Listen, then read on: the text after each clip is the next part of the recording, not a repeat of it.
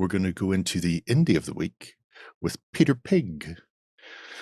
And don't worry, people. You're actually going to get miniatures this week. It's okay. So everyone complaining about books last week. Everybody enjoyed your bookie work I thing. think so. Yeah. Did a bookie work thing? Yeah. Yeah, it was indie books of the week last week. All about Joe's stuff. It was all about Joe McCullough. But anyway, Peter Pig. Peter Pig. I thought we'd done the delightful PP before.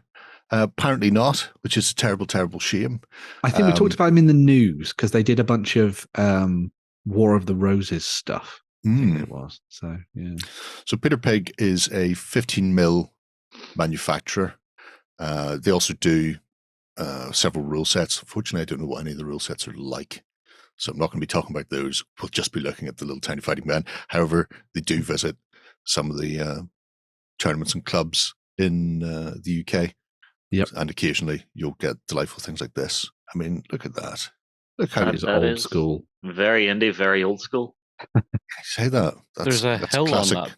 There's a hill on that table that serves no purpose. It depends what the actual encounter is. Oh, they're playing Fog. That's quite nice. Because it may be that hill was there, or maybe that's randomly generated. Where maybe Dark Warren isn't here, he'd be just sitting having conniptions going, there's not enough to rain, oh God. That's history for you. History, generally armies would fight where they were best to fight and not just in some sort of jam-packed thing.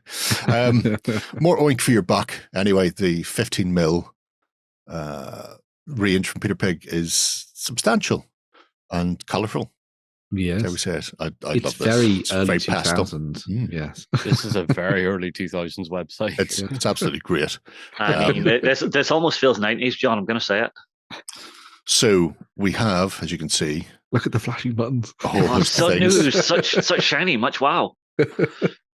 I'm actually, before we get stuck into the variety of tiny fighting men's from there, I will actually start off with the collectible figures. Ooh, okay.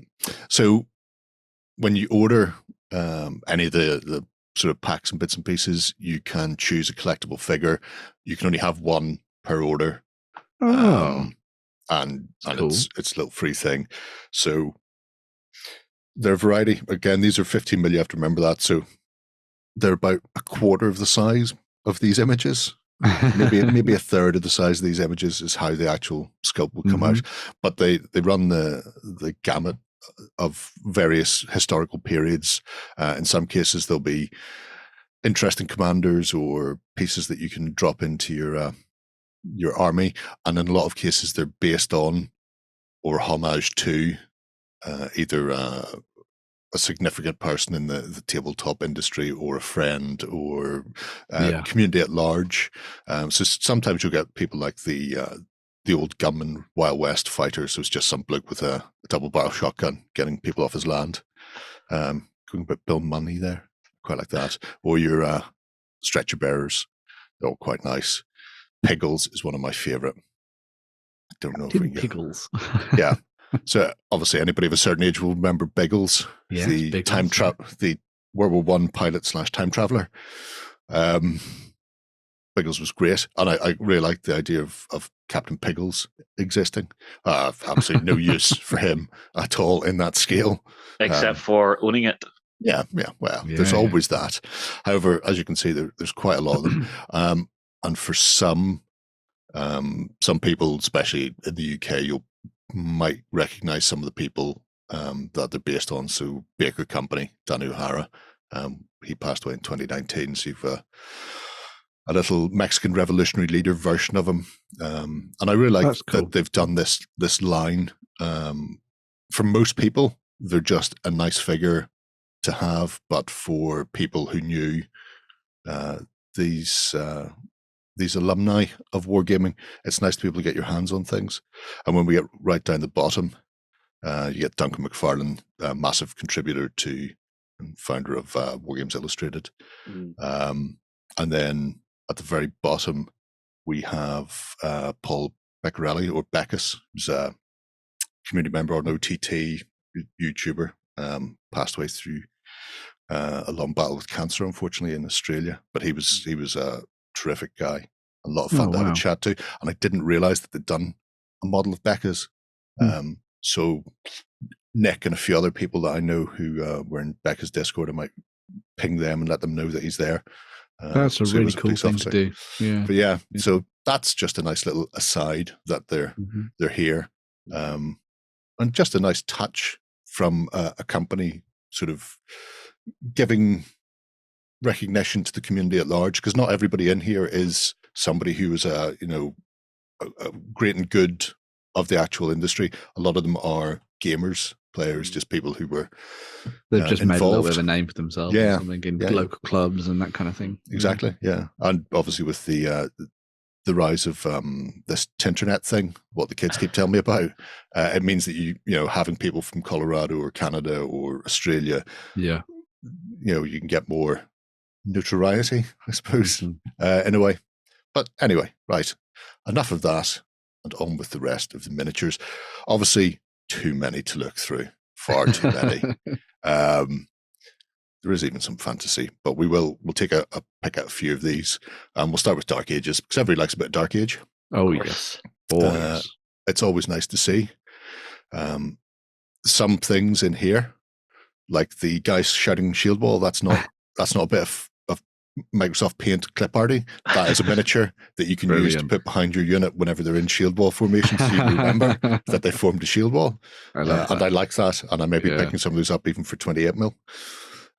But you do get a range of, I wouldn't say sculpting styles, but choices. So in a lot of cases, they'll have cast weapons, but with some of the ranges, you have the option, especially for Pike, where they'll either have cast versions or have empty hands that will require you to add your own pikes and lances, which obviously I'm not a fan of cast. In smaller scale like this, sometimes it's a necessary evil, but I'd much prefer to replace them all with nice sharp steel things that I can injure myself with, John. Yeah. I am seeing one thing I really like here. So number 19, so you've got a bit dead, really dead, and very, very dead. Dead indeed. Yeah. I do like that. It's quite a cute thing. Yeah, every time I look through this site, I get like this good dose of very British comedy. Yeah. Very, very dead. Yes, very, very dead, that one. Head, limbs, all separate. Yeah. But also things like, so many of the small scale games use baggage trains and things like that. So having civilians and having markers of various types are always handy. Yeah, that you need to chase down and stuff. Yeah. Which means you can have these, you can, have your peasants outside the village, either decorating the train or as part of your camp or as objective markers. So, there's a lot of really nice things here. I like the plunder set there. It's literally just one of them just went, you have a big hat. I am taking that home with me. I am now the Pope. Yeah, he's got all the crosses. And I'd just love to paint that up as, very deliberately a Viking wearing that over the top. Yeah. Or maybe he could be a bishop out the front. Look how big of a Christian I can be. Because I think the three definitely Vikings have there's a bit of Osprey artwork, I think, that is like the sacking of Lindisfarne, where it shows like a cleric attempting to talk them down or stop them while they just pillage all around them. And I'm wondering if it's based on those. But regardless, it's a really nice set. That is quite cute and very different to what you'd normally see. Oh, you were kidding. It's actually cast to say shield wall. Shield wall. So some of these are markers for their games, and you can use obviously just standard tokens or chits or tiddlywinks or whatever it is that you would normally have kicking around, but then being able to have a few little pieces that you can stick down or some with a touch more flavor. Yeah, they're always nice, and including things like the long boats, dragon ships, proper boats. Proper boats. Boat. We have Saxons as well. And again, the attention to detail, the historical accuracy is top notch on all of Peter Pig's stuff. They do really nice World War II section. That's where I first encountered them many moons ago. Yeah. Was via World War II. That poor peasant with his cudgel / spade. Bringing the levies forth. Somebody's got to die, and it's not going to be me. We need a lot of shot up front. Off you go. Exactly. Yeah. You've called Shield Wall, but I don't have a shield. You are the shield. When you call Shield Wall, you all go to the front and take the slings and arrows of outrageous fortune in the face. Carolingians are quite nice. So these are your sort of proto-Normans in many respects. When they all got subsumed, they were very cavalry heavy before. Good horses as well. For these. Yeah. They're really, really nice sculpting. Look, more deadens, because I know you like them. Yeah. And then your various dragon head ship prows. Nice. Big head. It's very important. Anyway. Hang on. There's one of them where it's just like, put in a random head. I cannot pick. I don't mind what head you put in. Yeah. It's good. It's a good way of picking things. It's how I run stuff. Give me a surprise. Yeah. So that's their Dark Ages. That's really cool. I like that stuff. Where do you want to go? I'll give you guys each one choice. Otherwise, we'll be here all night. American Civil War for me. ACW. Yeah. Because again, myself and Cher are looking into it, and I suppose seeing I have to different open ranges. the naval as well. Oh, thank you. You're too kind. You're too kind. Technically, also, it's empty. No, it's not. Oh no, there we go. I was just reading what that said before I went there. So, ironclads monitors. Ironclads. Wow. Nice, beautiful steamboats. Very ugly ironclad, big paddle boxes. Yes. Well, I mean, you don't want the cannons to actually, break your paddle wheels. Was it Scary Biscuits? The ND we looked at. It was. I'm going to say a couple of years ago. Mm-hmm. Had a ACW style naval game. They did. Yeah. These would be perfect for that. I think it was either John or Shay was telling me about whenever two ironclads actually were fighting each other and literally just bonging off each other because the cannons couldn't penetrate the armor. It was the fight between the Monitor and the Ironclad, wasn't it? Like I think so. The first sort of naval engagement with the two of them. Yeah, literally the locals were just coming out, sitting down on the banks and just watching. Wow. They're like badthink in that respect. I think you're mixing that up because it was the first battle of fair. American Civil War that everyone was like, oh, look, it's a war. I wonder what this is about. And then they all got slaughtered and was like, Oops. It's not public friendly. Do not sit and watch battles. There are no safety fences. This is interesting that the various types of armored boat. I didn't realize there were this many versions of all named because presumably they were all bespoke at that stage. There wasn't a set ship of the line type plan for these things. They were too exciting and new. Yeah, they even had a submarine. Yeah, at least one. I remember that. Yeah, which was interesting because it was literally just a tube with a hand crank in the middle, and all the guys would crank on the thing to make it go forward. Apparently, I think they all suffocated, or whenever it actually hit something, the explosive charge on the front, the stick wasn't long enough, so the concussion, I think, killed them. It sank 3 times. Wow. But it kept coming back, and submarines are supposed to sink, so in many respects it was spot. What madman in that time period thought, look, if I get a seal tube, put some guys in there, put a bomb on the front, this is going to be great, lads. Well, look at it this way. If that madman hadn't done that, would there be submarines as we know them today? Possibly not. Very no cockle shell heroes without them. There's some Iron Brigade with a very distinctive, I'm not even sure what that hat's called. Does it name it? Union in hat and frock coat. No, it doesn't. So they've basically covered all the bases when it comes to what you'd need for playing the different Union and Confederate forces then, pretty much, haven't they? Yeah. But I mean, it looks like you've got a great mix of everything. Well, these won't obviously scale with much else because these are all 15 mil, aren't they? These are all 15. Yeah, so you're going to have to make up your own. Yeah, it's one of those things. If you're getting into a new period with friends, make sure you're all on the same scale. Yeah. Which, because it would be a terrible shame if you arrived with your lovely 15 mil stuff all painted to find that you were fighting against the Lilliputian army of the Confederacy. All my bosses are giants and will trample your Confederates under their hooves. Union horse holders as well, which are all quite nice. Yeah. Horse holders are always good. Oh man, so many nice little kits and stuff in this. Very cool. See, the more I'm looking into this period of history, the more interesting it gets, because you see lots of different like experimentation with different types of firearms and stuff above and beyond musketry. It's the weirdest thing I found out about the American Civil War recently, and I wasn't even researching the American Civil War. I was researching the Battle of the Boyne. And the Confederacy decided that, that would be a small patch. That's weird. Denied. The perfect Lloyd shot. Yeah. The Confederacy decided that they should probably still use pike. Right. And they thought every company or every brigade should have some percentage with pike for infantry. And they made them. They made a load of pike. And then General Lee, who initially agreed, went, you know what? Maybe using big, long wooden sticks in this essentially modern war isn't going to work out for us. So they just left them in storage. But they sat down at the start. They went, pikes are the way to go. Make the pikes. And then they just chickened out before they handed the pikes out to people. To be fair, though, in that I guess they would have thought, well, they're probably going to have a lot of cavalry. Yeah. So maybe there'll be a use for pikes. And then suddenly realized it was incredibly unwieldy. Yeah. Or just that, having a bang stick was better. Yeah. Yeah. Very much. Because a bang stick can either kill the horse or scare the horse. Yes. It's really nice. And that's a big bang stick. That really is. I like the stretcher parties. Yeah. As well.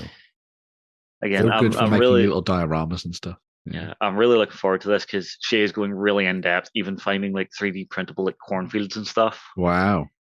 I can't wait to see how it all comes together. Really nice. Yeah. Well, I mean, if we're lucky, we'll maybe get it into one of our 4-week cycles for vlog. Very nice. I'm still on the fence. I still can't. I kind of like it, but I kind of not just sure yet. I thought you were wanting to play the Confederates. Yeah, but I still haven't found the reason to hook me in. Yeah, like I still haven't found my hook for it. I'm just waiting for someone in the comments to go, well, there was a regiment that came from Coleraine here in Northern Ireland, and they fought in this battle, this battle, and this battle. Literally could not care. I could not care. It wouldn't be the locals. It would be something more tangible. You're looking for a band of brothers for the American Civil War, aren't you? I know a few of the personalities, but at the same time, like even watching, so like Shay and I sat down to watch a couple of movies based on the Civil War, and I was like, oh my god, this is just so boring. I don't know why. It's because which ones did you watch? What was the one that started with that massacre in the crater? Cold Mountain. No? Yeah, I think it was that one. Yeah. So Shay and I watched that, and I was like, I looked over at him, and we were both kind of half asleep, and I was like, this is not what we wanted, is it? That's the one where they set all the explosives underneath the lines and then blow them all up? That's like the first 5 minutes of the movie. Yeah. I think you probably need to go back and have you watched Gettysburg? Very long, very good. I'm pretty sure my dad forced me to watch it at one point. There's one that's on Netflix. If that's not going to light your fire, Glory's good as well. I enjoyed it. It's enjoyed it. Broderick leading. Yes, one of the first African American regiments. Oh right, wow, cool. It's a very good cast. Now, both of those. Yeah. The well director who did Gettysburg did another one called, I think, Gods and Generals. That's where he goes full. The Confederacy was not about slavery, and all the Southerners loved all of their slaves, and their slaves loved them. Wow! So probably skip that. It's full on propaganda style and very badly shot in comparison. It's not even well directed. Okay. So so you can ignore the fault. If you enjoyed Gettysburg when you watch it again, and you go, "Oh, I want more of the same," I wouldn't bother. Skip on something else. The little flag packs might be very useful. Because even if they're at 15 mil, I know some of the flags that they used back then were huge. I think Toros suggested that if you are playing 6, still go with bigger flags anyway, just to make it easier to identify things. Yeah. So that was my one. That was his. John, any takers? Yeah, go for it, John. I think you know where I want to go. WW3. No. There you go. I just need to see what there is. And, There's much of all. Many things. Many things. Sherman series information and details. What is this green bar that is teasing me? So they've done breakdowns of lots of different things. So happy place, John. Oh, this is happy. I like that. I told you they went into it's just a list. detail. I don't care. I'm just happy with the list. Lists are fun. Let's have a look then. US? Let's do US, yeah. I mean, I haven't seen a Sherman with a tow hitch. They all have tow hitches. Okay. Well, they're supposed to. But someone, particularly the British, decided that a tank towing a trailer was really stupid. I wonder why. Because you couldn't reverse. It forces you to only go forward. Is that the whole point? You're a cute little set of figures. Good things to put into some Flames of War. Yeah, for a little variation. Yeah, Minesweeper is very cool. I like the Mine Clear and the Flamethrower guys. Yeah, that's nice. Yeah. Very nice. It's got a satchel charge. Scumbag. Yeah. The thing that's always good about creators who do these smaller packs is that a lot of, so for example, Battlefront will do a large amount of your kind of just standard infantry stuff. But then you just supplement it with these, as you were saying, John, and suddenly your unit is a little bit, is more unique than your friends, which I think is quite nice. I mean, sprinkling it in for a little bit of extra flavor, definitely an idea I would go with. Yeah.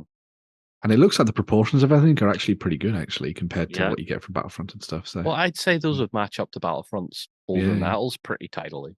Yeah. They do. That's why I know Peter Pegg, because when I was getting into Flames of War way back, it was a case of going and looking at all the different 15mm manufacturers. I like that it's a homegrown British bunch of stuff as well. So it's all from like down south as well. So it shouldn't take too long to get to you. There's a proper amount of stowage plus sandbags. That's properly done. Please don't shoot my tank. Patton would be annoyed. I am worried about my tank getting shot. What will I do? Throw on sandbags? I like that. Nice objective marker. Yeah. You just need an Audie Murphy. No. Audie Murphy didn't want to be Audie Murphy in the movie about him, so, even though he played himself in it. That's got to be weird. He complained there wasn't enough blood. I'm sure. He did. Just standing there with the script going, no, it's not like this. It's like artists drawing Napoleonic battle scenes, they always leave out all the entrails. I wonder why. Because war is glorious. Yes. There's one with the PK armor on it as well. Yeah, very tidy little models. Yeah. Are those tracks on the right way around? That's what we need to ask John. So. They are. I think do not bring that up from last week. Don't. What? Who put them on back to front? Don't worry about it. It's all. But I am concerned. You always check for the cog up front to drive it. So that's our US. Very nice stuff. Have a quick look at one of the others. Something weird. Yeah, Italian. Benito's boys. My favorite lamppost decoration. I don't know. One of them looks like he's just cartooned it and ran face first into a wall. Just. It's been really interesting seeing what I mean. I've talked about it when we discussed it for Bolt Action actually, but it's always funny that the sort of prevailing view of the Italians is that they were utterly awful, not very good. But there actually were quite a lot of really elite troops. I mean, just so happened that a lot of the time they were stuck in some pretty crappy situations. I still remember one of the first gags we ever did whenever Warlord did the Auto Belinda. We found out that it could drive as fast backwards as it did forwards. I also find it like on this website, it's kind of, I know it's probably nothing, but I like the fact that the entry for the Italian tank commanders is blank.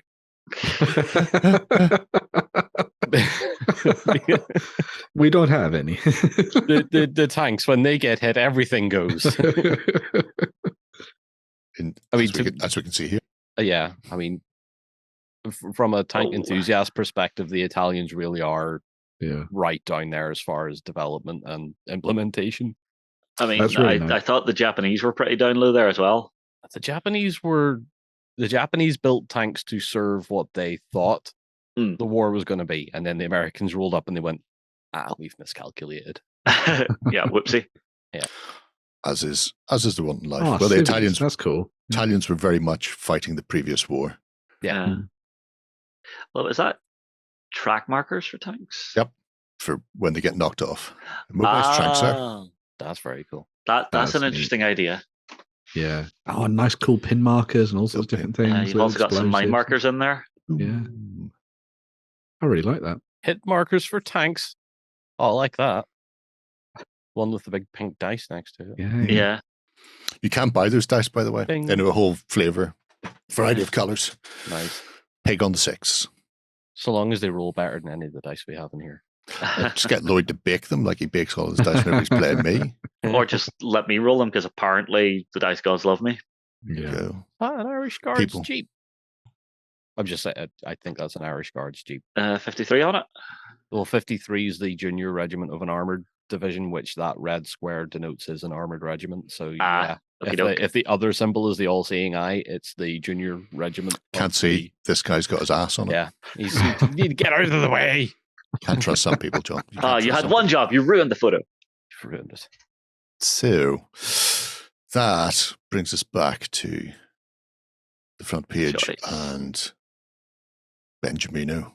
I was going to say it would be cool to look at the because you've already looked at the Dark Ages, which would have been my pick. But let's look at the War of the Roses stuff, because then we can let other people go and dive into the rest of it and things. But because this was the stuff that I'd seen previously popping up. This one of the more recent ranges, yeah. Yeah, and a lot of people have been really getting into this particular period of warfare. And so it was kind of awesome to see all this kind of 15mm stuff popping up and things. Yeah, it's very good if you want an easy access point. Bill hooks, never mind the bill hooks. Yes, yeah. Play that, which is obviously written, I think, it's not written for a specific scale, but most people play with 28s. However, if you replace an individual 28mm figure with a little base of 4 or 5 of these guys, then you can still play the same game in the same amount of time, but get a really nice looking force of, maybe because it's been made to play quite quickly, figures. hasn't it? As well, yeah. But you don't need masses upon masses of figures. Yeah. I will say the heavy gun is mildly concerning. The heavy gun, why is it concerning? Classic old bombard. Yeah, it's very, very large for the time period. I wonder if it ever went skadoosh and blew up on the people using it. Oh yeah, most of the time. Yeah. Well, depends who cast them for you. Some countries were made much better guns than others. Yes. Yeah. But the thing that's always been fascinating about this is it's still that time where a lot of the armies were still using very medieval technology and weaponry and warfare. Black powder wasn't the be all and end all. That's prevalent. Yeah. Well, I mean, the first stage of that you kind of saw whenever crossbows were first becoming a big thing. So instead of having a guy trained to actually be able to draw a big heavy, bow, you could actually just have a guy mechanically using a crossbow and get similar results. So less training was required. Yeah. Punching holes in the flowers of nobility. But there we go. Nice. It's the best thing to do to them. Yeah. And yet, all these years later, nobility's still around. Son of a gun. I thought we had a civil war about this. God damn it. Oh, wow. One of them's got an axe through his helmet. Yeah. The other's got he used to be an adventurer like you. And the last one's got a sword in him. Yep. You beat me to that one, Ben. It's the way to do it. It is the way to do it. I used to be a soldier like you until I took an axe in the knee. Oh. It's really nice stuff and very well detailed, as you were saying about some of the previous ranges as well. It was the bowmen with some of the more recent stuff as well, so it was quite nice.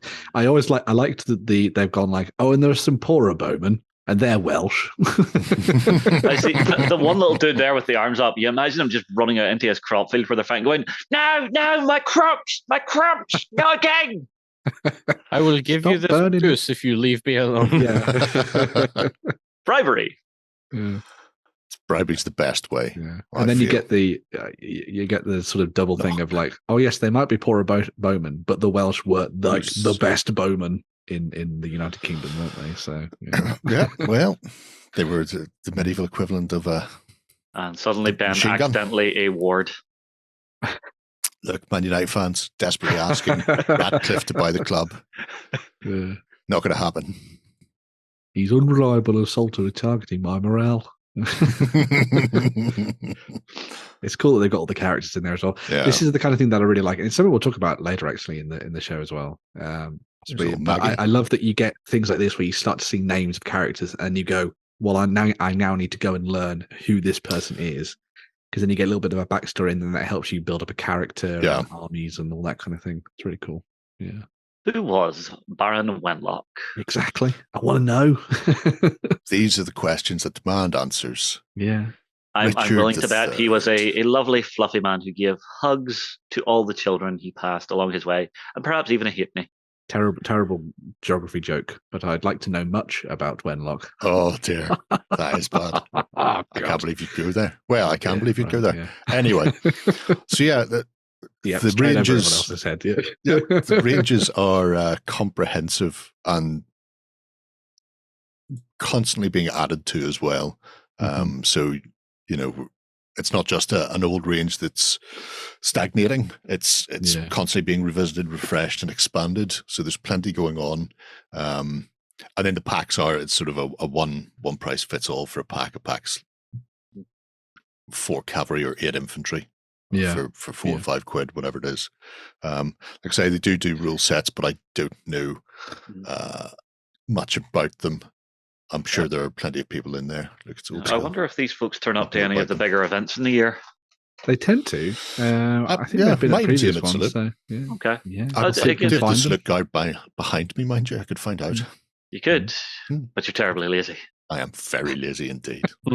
Very lazy indeed. But yeah, if you're interested in getting into a whole host of 15 mil periods, it's a great place to look. If people were wondering why I didn't go into the plastic bit, because I know some people don't like metal, they like the plastic. It's because the plastic are actual plastic kits from other companies that are scaled appropriately. Oh, there we go. Like a small scale Revel kit or Humbrol or whoever it happens to be that you can use for your moderns or your World War II or blah blah blah. So not necessarily stuff that they've done themselves. Anyway, that's enough of that. We're going to take a quick swish, and then I believe there may or may not be some news.